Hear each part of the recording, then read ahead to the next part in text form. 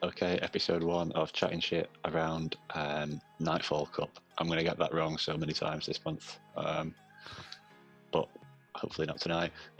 Joined by Rob, Chris, and Dan. How is everyone?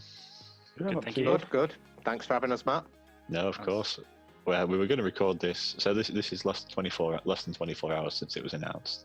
We were going to record it the night of the announcement, but none of us really had a clue what we wanted to talk about. We were all a bit tired at 2 o'clock in the morning when we'd finished. Yeah. It was quite late as well, wasn't it, to be fair? To be fair, we did ramble on to each other about different types of things, which I don't think any of us have actually picked this evening. So, no, I don't think we have. Well, Chris has, but we'll get to Chris shortly. So we're going to go in order of PvP rankings, which means I'm starting tonight, and my pick is Venusaur. Venusaur's got a lot of things going for it, but the best thing I can say about it is that it's not Shadow Victory Bell. And I'll be really upset if this cup turns into a load of Shadow Victory Bells, because I think there's so much good stuff in this cup that's viable and has versatility, and I think Venusaur fits into that category, rather than just tap with Shadow Vic. But in terms of what's actually good about Venusaur, when you see this cup and what's out there, you've got counter users, you've got charm users, you've got Razor Leaf users, you've got Mud Boys, you've got Galarian Stunfisk, all really powerful picks that in cups that we've had before, have sort of defined teams of 6, and maybe not defined the meta, but they've always proven themselves worthy of picking on your 6. So I think having something like a Venusaur that can take them all on is going to be dead useful. With that poison type and your resisting counter, your resisting charm, you're resisting Razor Leaf, and you're beating Victory Bell back. Galarian Stunfisk, the matchup's an interesting one. You win the zeros because you tank an Earthquake and you get the 2 Frenzy Plants first. And I don't think 2 Rock Slides is enough to kill you either. You lose 1s and 2s, but they're really close, and you're taking shields on your way out as well. If you've got a 2 Vine Whip lead, you win 1s. And if your opponent chooses to shield twice and you shield once, you lose, but Stunfisk comes out with low health and low energy, so you're taking a shield from that, which is something Victory Bell would never do. Admittedly, Victory Bell would win 2s, but you wouldn't get 2 shields back, really. And that's that. Yeah, so I mean, it's sort of similar to Victory Bell, really, in coverage, but it just plays differently. It's more proactive in terms of getting shields, which this cup to me has a bit of a sorceress look about it, and sort of shield management in sorceress I thought was quite important, more than switch. So I think being able to pressure your opponent into using the shields might be pretty handy. So I think I'm definitely preferring Venusaur to Vic or Shadow Vic.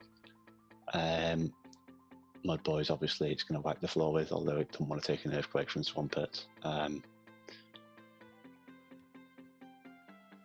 Then the other thing, so the last thing I wanted to mention as well was, so with Shadow Victory Bell and Razor Leaf being so oppressive, it can just, if you double shield it, it'll just go through anything that doesn't resist it, including things like Frostlass.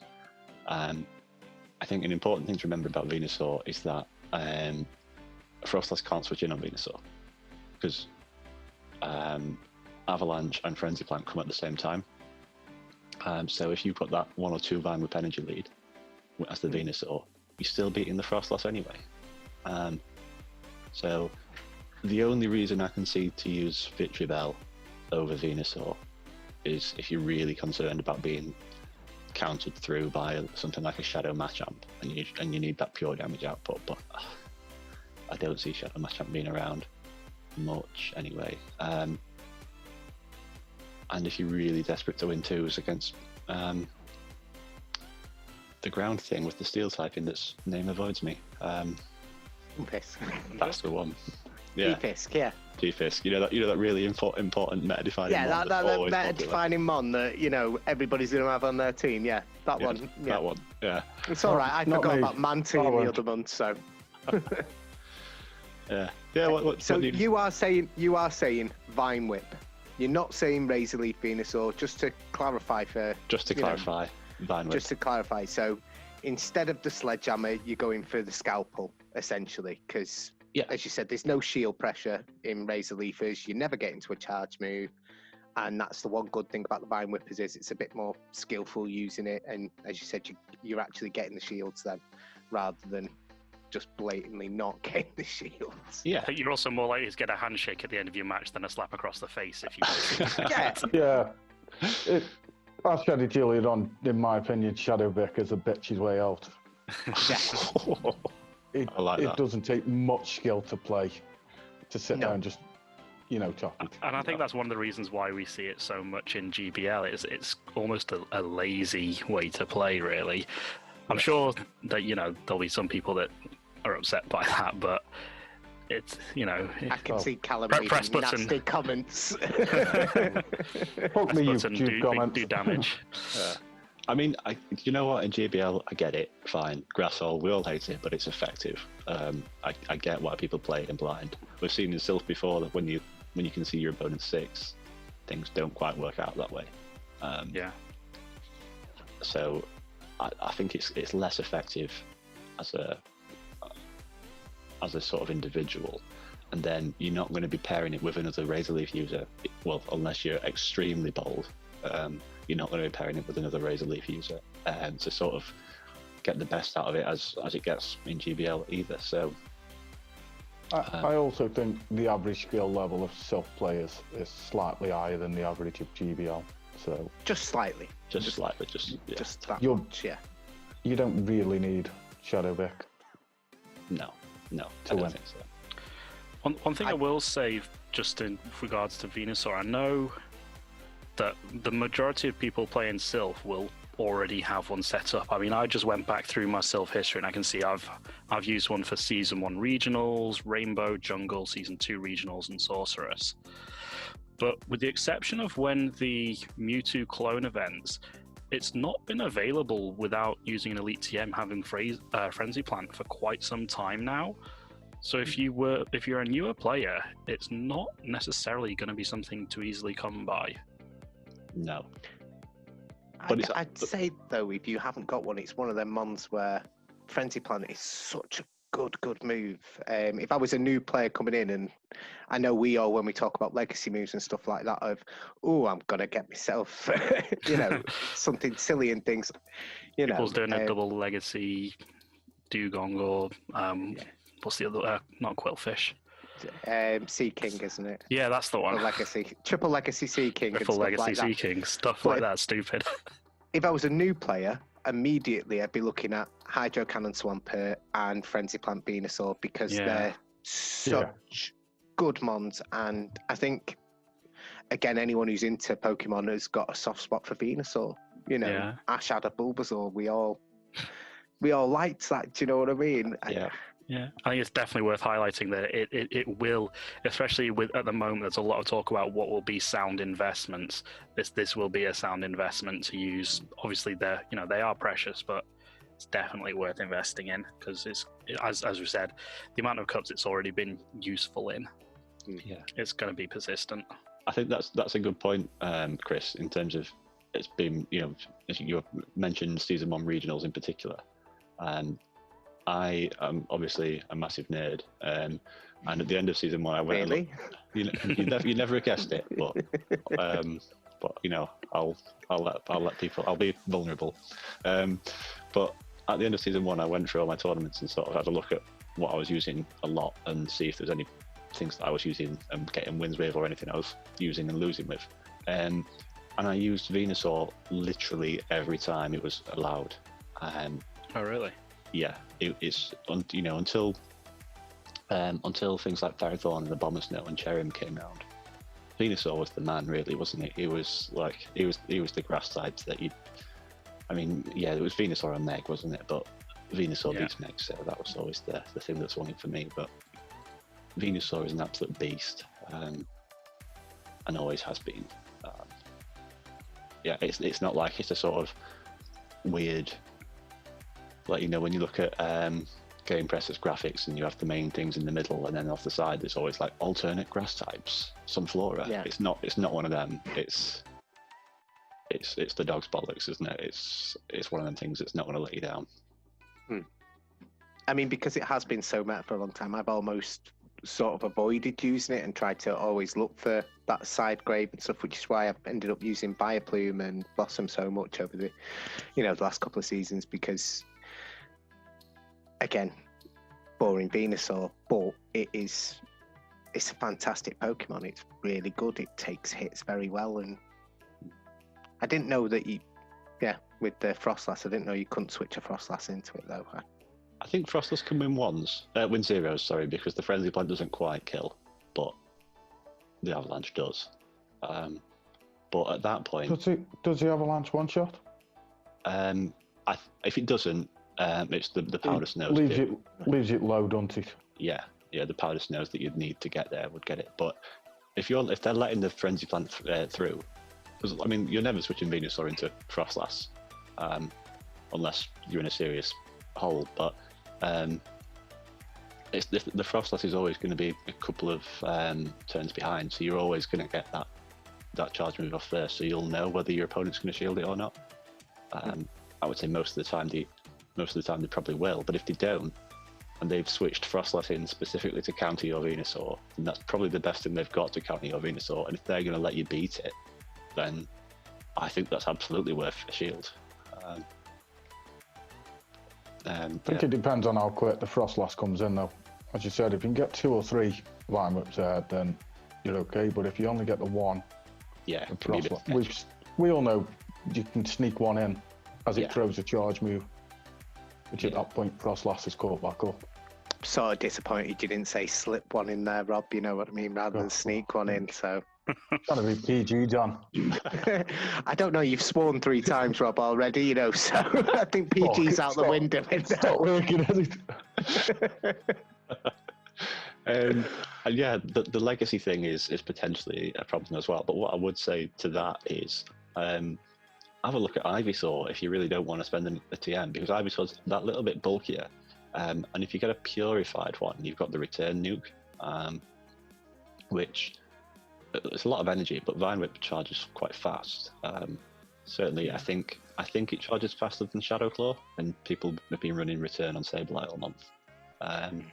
Obviously, that doesn't give you much play against the ghosts that you might come across, but no, other than Frostlass, that is a good point as well. Yeah, I mean, you're losing out the speed of Frenzy Plant, so you're not beating Frostlass in that case. But what you are picking up there is a big hit on opposing Venusaurs. What other ghosts would you come across? Haunter and Gengar? And even Venusaur's going to struggle with them, so... Yeah, you're never beating any ghosts, any other ghosts, really. But then again, Haunter is fragile, and if it's a player who's perhaps using Haunter for the first time and doesn't quite realise quite how fragile it is and lets a Frenzy Plant through thinking, oh, I'm resisting this. Yeah, 95% of people that use Haunter know how to play it. Yeah, it's not a novice mon, shall we say. Yeah, no. you can't go in banking on them not knowing how to use it. No, of course not. But if they haven't got a shield left, I bet Frenzy Plant still does 75-80% to Haunter, I guess. But I'm still plucking numbers out the air. Toxicroak as well is an interesting matchup. I'm pretty sure Toxicroak versus Venusaur is energy dependent, so similar to Frostlass, they don't like switching in on one another. Again, Frenzy Plant's so strong that it'll two-shot the Toxicroak despite the resistance. Yeah, there we go. That's more or less everything I've got to say on the Venusaur. I think you've forgotten the most important thing about Venusaur. And that is Pokédex number 3. You know, I just want to get that in there. You know, the bit of the fact about it is Pokédex number 3. So, just in case. I'm looking forward to your facts for the other ones tonight, Dan. I may have them all written down on a post-it. Just in case. I'm doing your research. Well, yeah, unless anyone's got anything further to say, should we move on to Chris? I agree with Dan in terms of using an elite TM. I think it's worth it. I thought you were going to say you agree that it is number 3 in the Pokédex. Well, you should agree with that as well. Don't know my Pokédex numbers. What's it ranked on Silph? That's all I'll know. I know I've got that written down, number 12, which is a bit lower than I thought it would be, but it is surprising that a Pokemon is as strong and as varied as Venusaur is quite low down, but I suppose that's the meta itself, isn't it, where you've got lots of ice that's... Yeah. No, when you consider that 5 and 6 are both Shadow Razor Leafers. You can't really take the rankings too much into account. True. Yeah, and 2 of the things above it are Swampers. Yeah. I mean, we said it last night while we were on call when it got released, didn't we? That the rankings are made up of stuff that you'll never see as well. Yeah. You know, no one's going to bring that in. You'll never see, so they are a bit skewed. Yeah, for sure. Right, Chris, what have you got for us? Okay, so Gallade. Obviously, there's a couple of choices here. As far as I can see, the best charge move is obviously going to be Leaf Blade for that quick spam ability across the board. And then Close Combat will give you a couple of useful wins, especially when it comes to the Galarian Stunfisk. In one shield, you will lose to that, but with 1 turn energy, in the 1 shields, you will pick up the win with Close Combat, and in 0 shields, you will get to Close Combat the same time as the Earthquake, but you should get the CMP there to actually see it off. Looking against like the top 15 in the meta, the best version of this is actually the Shadow with Confusion. That will pick up 9 wins. But interestingly, I was looking, there is one anomaly. So Swampert, and in the 1 shield, you will lose with this, especially, which for a Leaf Blader is surprising. 1 turn of energy will get you there quicker than it can get to the second Hydro Cannon. But there is one thing that will beat it straight up, and that's the Shadow Charm version of Gallade.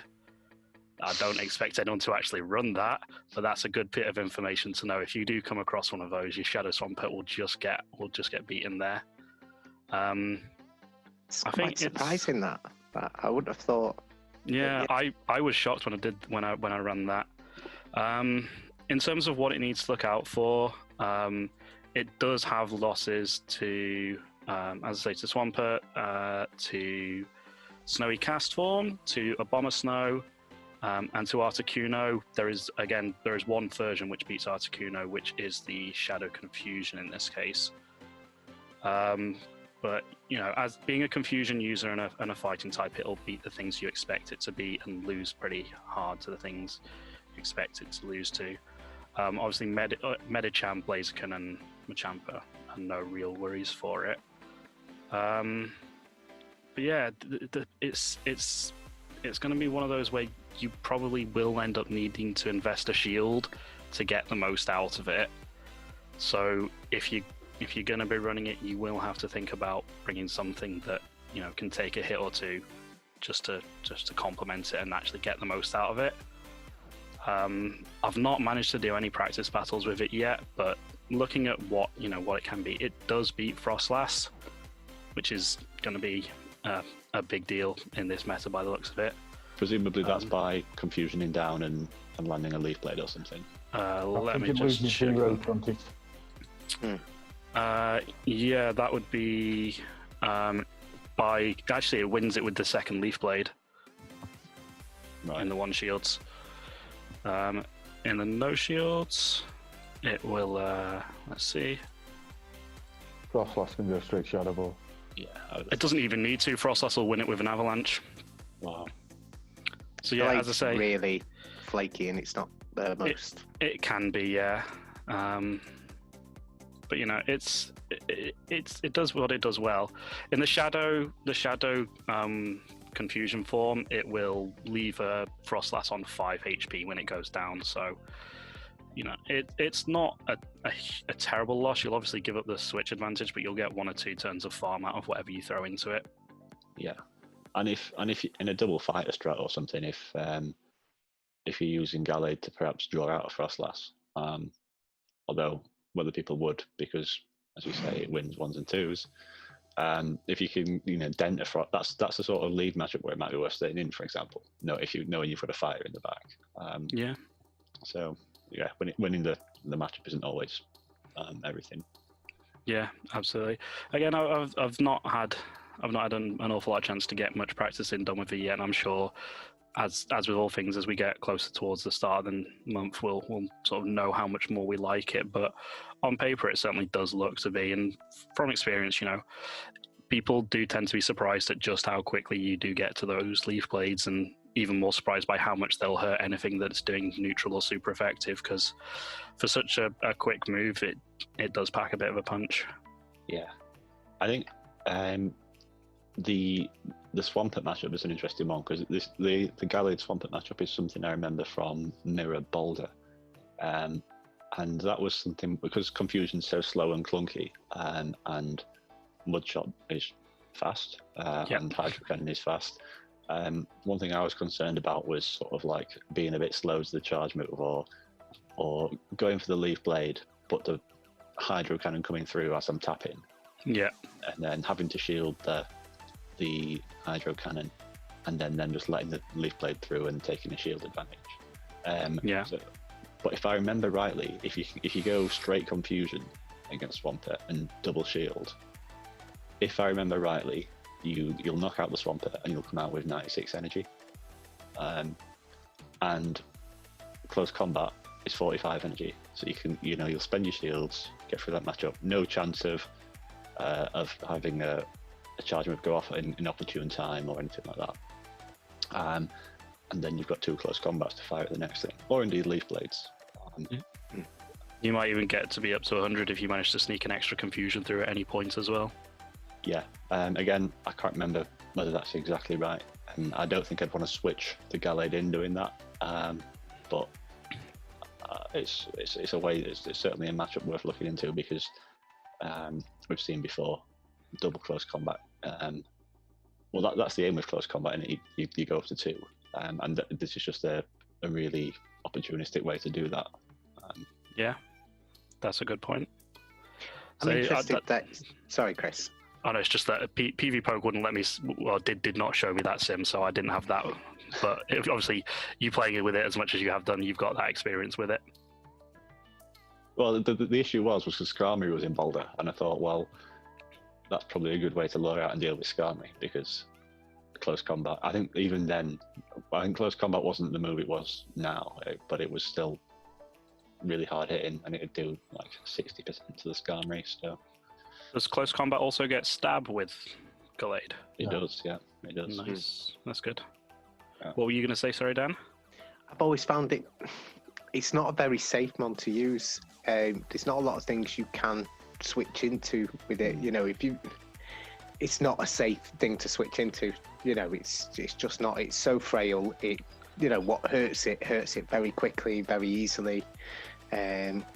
I get why there's the benefit of it in this cup, and certainly, why it is so high ranked on PV Poke, and I don't know, any move that has its Conde move and you TM it away kind of like annoys me as well. Do you know what I mean? Well, in that, the one thing you will definitely be able to switch it into is going to be the grass poisons. And then the next highest Confusion user is Venomoth, or Shadow Venomoth in this case, at 61. You need a very good stat product Gallade to win Shadow Vec and Wanzo, or else you're tying. That's worth knowing. Although if you're switching in, and if you've got a little bit of fast move damage on the Vic before you switch in, maybe that flips it. I know in Ultra Premier people were scared of the Gallade. I was using it right from the beginning of Ultra Premier, and the amount of times that people would have a Venusaur as their lead, and I'd come in with my Gallade as my lead, and they'd immediately switch out because they'd see how much that confusion just takes it down so quickly. It's oppressive. It's similar to like Razor Leaf, I suppose. It's quite an oppressive move. So there is that factor. People don't want to take it on, and that way you could maybe, as a lead, you could maybe win switch advantage with it because people will instantly go, I need something to counter that quickly because it's going to hurt me so fast. I don't know. And as you say, Dan, if it's not something you're comfortable switching into things, maybe the lead's the best spot for it. Yeah, it's very true. I was just looking at that matchup against both Gloom and Shadow Vic. Actually, you will basically simultaneous KO with quick move damage. You will have got to a Leaf Blade, so you can potentially switch out after your third or fourth confusion and leave yourself with a full Leaf Blade, or after your fourth you can switch out with a Leaf Blade or and a close combat, and leave your opponent's Gloom or Victreebel on about 12 HP, which may be the best way to actually run that, to just bail out, because obviously Razor Leaf just not getting any energy at all, they're going to be nowhere near a charge move, so in theory you should be able to farm down whatever comes in and have a chance, and then have those, that Leaf Blade or that close combat as a bit of a nuke at the end. I mean, you're going to take a shield off Shadow Vic or Gloom, so why not just fire the Leaf Blade and then let the Gallade go and come in and farm it down? I mean, I guess rather than shield advantage and yes. The problem with that is if it then sneaks a move through, you then lose the switch advantage. And I guess it's in terms of efficiency of using the charge moves, rather than using a charge move to take 20% off a Victreebel, you could perhaps use that close combat at the end and take 90% off something. But I guess it depends on what you're running it with, because if switch advantage is more beneficial to you, then yeah, you're probably better off going for that and using, taking out the Victreebel. But if you think shield advantage is better, then depending on the circumstances and what you've brought in the back. Yeah, as I say, if you're looking to bring it with something that's a little more tanky, it's a question of what of those are going to be able to get rid of a Razor Leaf before it's got off more than sort of 3 or 4 moves, because at that point you could potentially be losing up to a third of your health. That's true. Yeah, that's true. Cool. Any more thoughts on Gallade, or should we move on? We need Dan's stat. Oh yeah, we do. We need the stat that it's number 475 on the Pokédex. I was going to do a nice little segue about saying what my picks number is, and now my picks number is lower than your picks number, but What were you going to say, Rob? Who would you partner it with? I have not looked into that deeply enough yet. Well, I imagine its main counters are probably the Lick users and Shadow Claw users, I would have thought. The same counters as Frostloss? Yes. Now, we all know how dangerous Frostloss is with shield advantage. Yeah. So could you not use them together to draw that counter out? Yeah, quite possibly. I also think perhaps a really dominant counter user, so something like Medicham that's... Yeah, or Toxstroke. Yeah, but yeah. One that takes on the other counter users and takes on G-Fisk, which will give it trouble as well, and normal types. I've done a couple of games today, and that was a line I used. I used Obstagoon, Gallade, and Frostlass. And two fighters that are not fighters. Yeah. In a weird way, it is two fighters that are not really fighters. I mean, Gallade is at least a fighting type.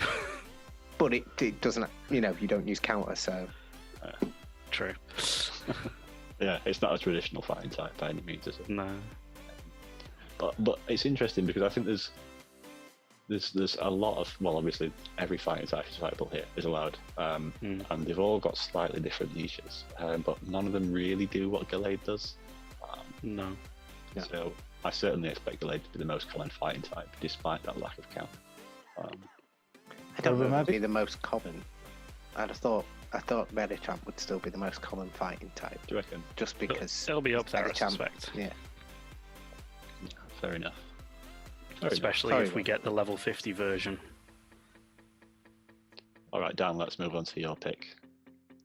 Okay, yeah, so just so everyone knows, I'm picking Pokedex number 335, which is Zangoose. I feel like I'm Ginger Ninja picking Zangoose, to be honest, but I think this is a really interesting cup. I think there's a lot of very obvious picks. As we've already talked about, the likes of Frostlass and Gallade, and as Matt's just pointed out, Venusaur is actually quite solid, which I hadn't thought about. It's the ones that connect the dots and the ones that, fill in them grey areas and things like that. And that's where I think Zangoose really comes into play. It's an extremely good counter for Frostlass. Shadow Claw hurts everything. Just, it kind of like takes away everything. And if you're looking at numbers of what actually Zangoose can be, it can be Gallade in the 1s and 2s. It can beat G-Fisk in the 1s and 2s. It takes it very near in the 0s. Beats Lapras in every scenario. Beats Scrafty in 0s. Beats Frostlass in 1s and 2s. Beats Shadow Venusaur in 1s and 2s. Beats Venusaur in the 2s. Beats Lickitung in everything. And yeah, I just was... Last night when we were all talking during the stream of that being released, I was thinking, right, I need a Night Slash user. I want something that's got Night Slash so I can hit Frostlass and hit it hard and hit it quick.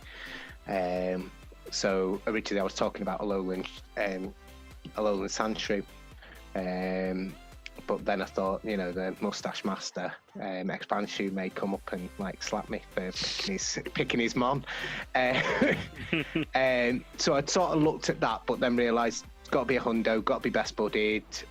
Have I got 15 days that I can do that in? And yeah, maybe not. And that's what led me down to Zangoose. And I've done a couple of dozen battles today, and I've used it in every battle pretty much. And I found it really good at being a safe swatch, really. Even going in against fighters, it's not that bad. It holds its own because of the Shadow Claw and being able to get to the Night Slashes quite quickly. And if you get a boost, you're laughing. So certainly against Medicham, that's going to be... I was going to say... It's a double shield job. You're always double shielding. It's not strong. It's not, hench or anything like that, but I think it's quite... Yeah, it's not that thing that you're going to pair up with Gallade to take the hits, that's for certain. Definitely not. But I suppose it fills a similar-ish role to Gallade in that sense, just as in the counters to Frostlass and such alike, so... Yeah, and again, it's the reason it picks up a lot of these wins, things like Lapras and G-Fisk, because it also has close combat. So... Quite similar to, I've not thought that way actually. Quite similar to Gallade. I think. Zangoose over Silph then? Ooh, good question. You're looking I'll for be dead honest with you, Rob. But today I was running both. I was running Surf Etched and Zangoose, and I was putting them together with Lapras, and I was, it's the first day the meta's dropped, so you never know what you're going to face. Try everything, but. It was working, similar to the way we were saying you'd pair Gallade with another fighter. It just, granted, I was tending to use Leaf Blade with Surf Etched more often than not because that's the way I was trying to pair it. But you're going to see a lot of G-Fisks in this. You're going to need something that beats G-Fisk. You're going to see a lot of Lapras. I think you'll probably see more Lapras than Frostlass, to be honest. Even though that Razor Leaf is... Again, maybe I'm looking at that your average Silph player isn't, I don't know, it's going to go away from Razor Leafers because it's got no shield presser, there's no skill involved in it. And, I can take down someone's mum really quickly, but then they've got 2 shields and I've got no shields, so they're eventually going to come in and batter me. They'll have a flyer, they'll have a gold bat or a bravery or something like that, and then just swoop down and just take out my victory bell really quickly. And they've got 2 shields and 2 mons, and I've got no shields and 2 mons. So, I don't think Razor Leafers are going to be as prevalent, maybe. So No. went on a tangent then. Sorry. No, that's all right. No, I think I think if I was looking for a normal type that did ghost damage as a sort of Frostlass and Gallade counter, I think this is where I'd be looking, to be honest. As you say, for the big hit and the ability that it has to deal with Stunfisk. I know Munchlax gets Bulldozed and Snorlax gets Earthquake and Superpower, but it's the being paired with Night Slash, isn't it, that allows it to really hurt Frostlass and go for baits as well. Like it's yeah. What do you reckon? Power Rob? up a few. Sorry. You'd be power up a few and make people think you're going in for that double close combat, and then you suddenly hit them with like 3 Night Slashes, one after the other after the other. You've got a shield, and then you hit. Eventually, you'll have to shield. Yeah. It's a bit like Body Slam the add up, and eventually you've got to pull a shield out even if you don't want to, or you let it go and give up switch. Yeah, for sure. What do you reckon, Rob? Because I know you've historically been a fan of a different normal type that uses ghost moves. Zangoose is good, I just think it's squishy, and I think when you consider a lot of this meta, and you're looking at Frostlass, Gallade, things like that, you need something that's gonna not require shields. And can you use Zangoose as a safe swap if you've got Frostlass in the back? I mean, again, first day of the meta and things like that, I sort of was staying away from Frostlass, and I was staying away from Gallade because I was thinking, this is what people are going to bring, this is what people are going to try with. I want to be looking at the off meta right now to try and hit them things, so I wasn't pairing them with Frostlass or Gallade. But I do get what you mean. You don't want a team of squishy things that hit hard and maybe really quick, but yeah, I guess take a pasting. Yeah, I mean, I guess the things that are going to pound Zangoose down really fast are the counter users, and the good, I guess, what it's got in its favour here is that there are a lot of options to take on counter users to help you protect your Zangoose. A lot of bulky ones at that. You've got Charmers, you've got Noctowl. Noctowl, Pidgeot, Golbat, Poison Grasses. Do you think you're going to see Charmers? Just on, I know we're going again on tangents and stuff like that. I don't think so. I played one today, and I was almost shocked when it came out. I was like, "Whoa! I didn't expect to be a Charmer to come out there." You know, and it charmed me down. It did exactly what a Charmer does, but would that be Ninetales or Wigglytuff or something else? It was Wigglytuff.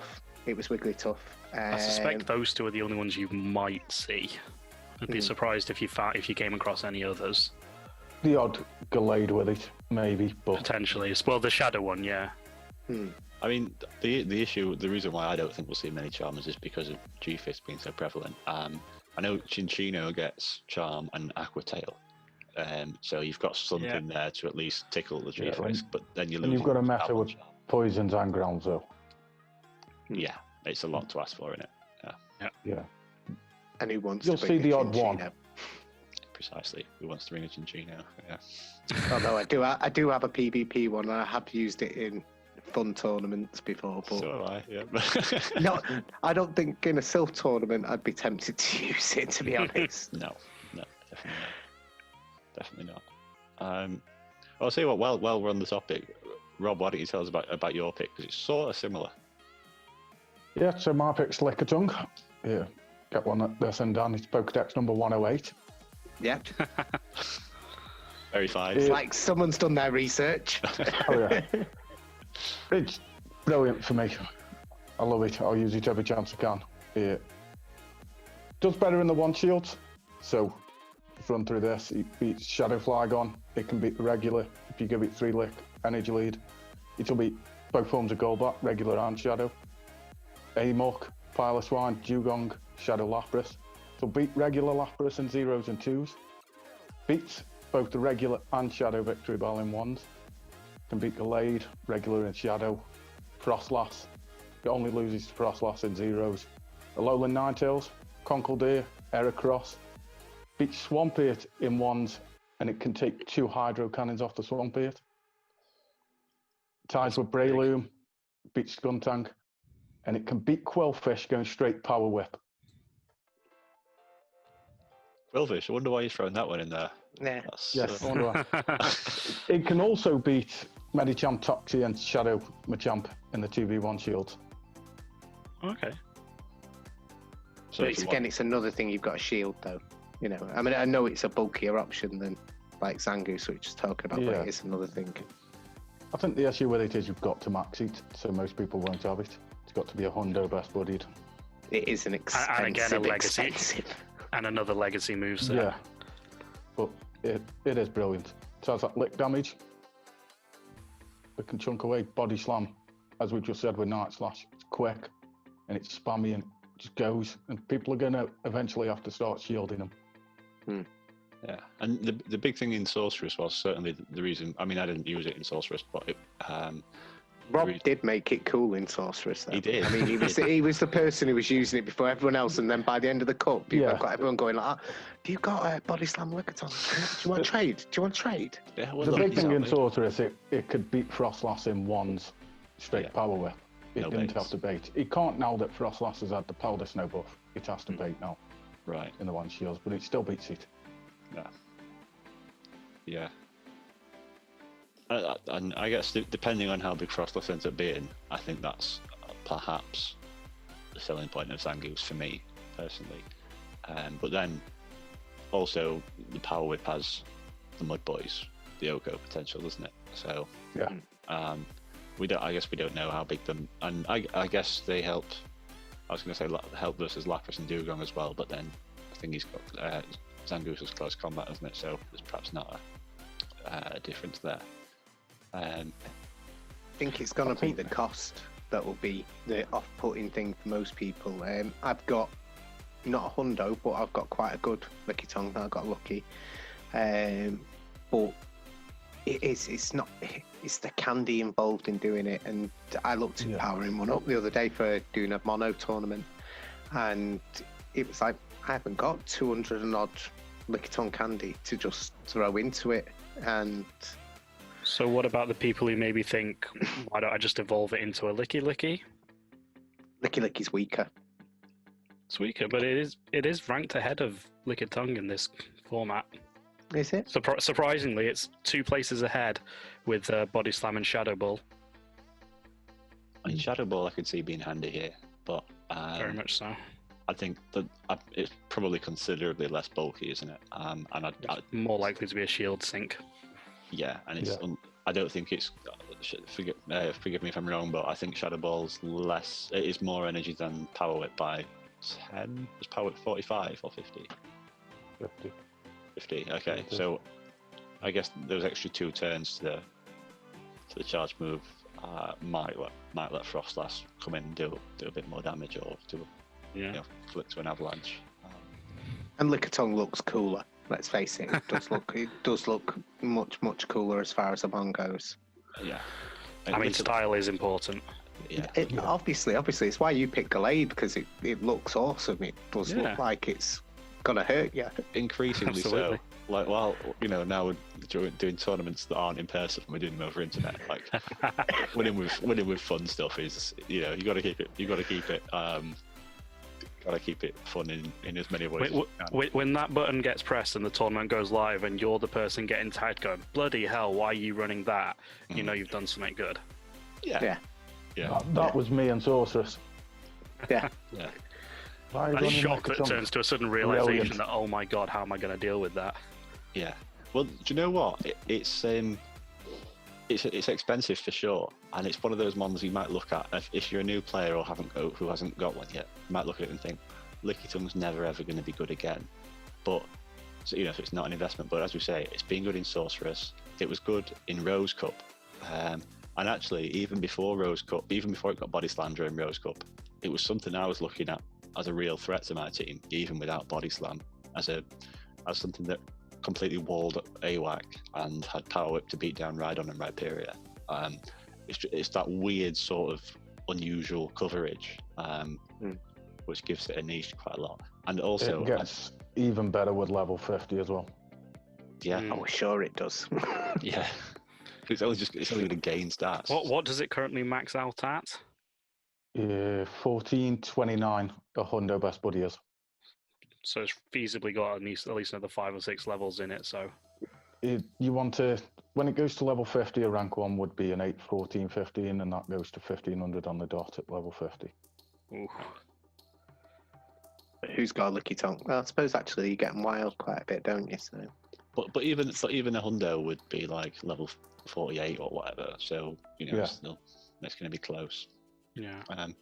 I compare it to something like Celio. You look at it from the outside and think it's derpy, it's weird, it's never going to be good. But that's again, actually what you used against me today, Rob, wasn't it? When we played each other, you used Celio spend a Lickitung. It was a weird line of 3. I was just like, whoa. But he's bring a Shadow Machamp out against me.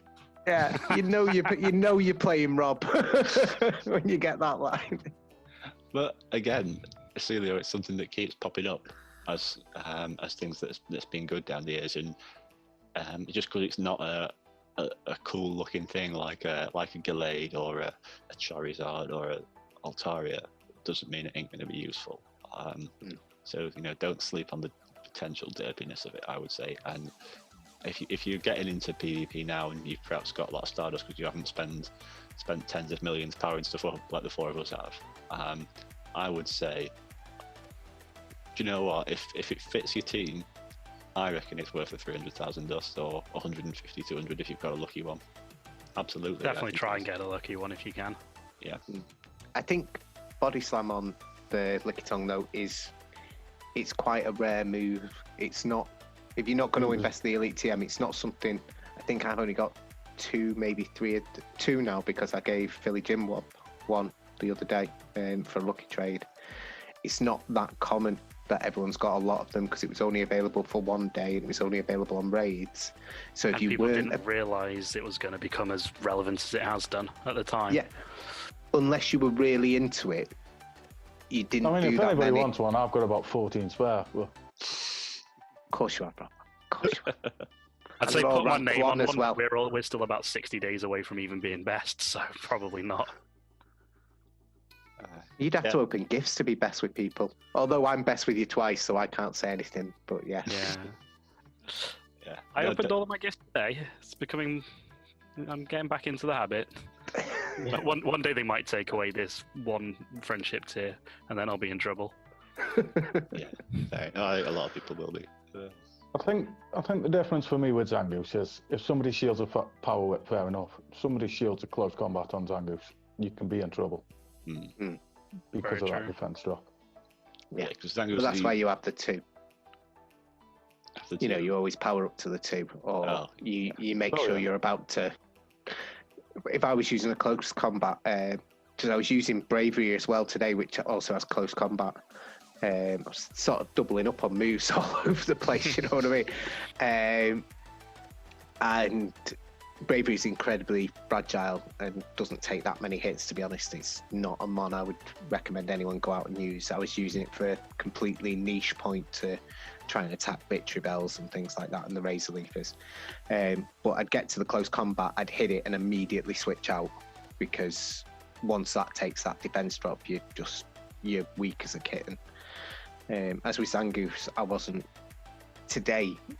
I may do in the future, so it's not a strategy that I'm using. Just in case people are watching and thinking, he's never using that. I was only using Night Slash. I was literally just hammering, and I was powering it up to make people think I was going to go for the close combats, but then I'd be just like Night Slash. Because, I think Night Slash is actually a really good move. So, yeah, definitely. Although I always find with Night Slash I get the boost right before I'm about to die. Yeah, absolutely. You've got 1 HP left. Yeah, never get it at a useful time. Yeah. But, it's always the way with Ancient Power as well. Yeah. Cool. Any further thoughts, or should we try to wrap it up? I feel like we've covered Lickitung and Zangoose fairly well, and similar mons really. I think the 4 strong picks have all got a place in this matter. Yeah. I think all 4 of them will find a way in a team. If not 2 or 3 on the same team. I don't think you'll be able to go out through a tournament without facing at least one of these. No. The one thing I'd say about the Zangoose and Lickitung picks is there's a lot of normal types out there that do get ghost moves and different coverage. So if you are looking at something like a Zangoose and Lickitung, in terms of putting on a 6, I'd probably be looking at that thing as the sort of final mon, just because then I can see what else I'm weak to, and I might then decide that actually I'm a bit weak to Flygon, and Outrage on Snorlax might be really handy, and so that might work. That's why I said about the colouring in between the lines. Do you know what I mean? It's not. You don't build your team around it. It's a mon you put in when you built your team, and it sort of covers your bases completely. Similar with Lanoon as well. Yeah. If I knew I was weak to flying, maybe I'd go down the Lanoon because of the Thunder. So. I think normals always come in best as like a flex to just sort of help you cover your own ass a little bit. Yeah, they are the cover picks, aren't they? You'll pick your 5, and then whichever one gives you the better coverage is the one you'll go with. Yeah. I absolutely. used in regional season 2. I used Gunk Shot on Munchlax, and I took a lot of health off a lot of acid. It was a lot. It was great. To no avail, of course, but it was fun. Cool. Well, thank you all for joining, and Thanks for having us. yeah, Thank you, Matt. no problem at all. Glad we've got some. Given that it's only been out for 23 hours now, this meta. I know where you had me on. You had me on so you can learn me strat, so you can beat me this season. Oh yeah, something like that.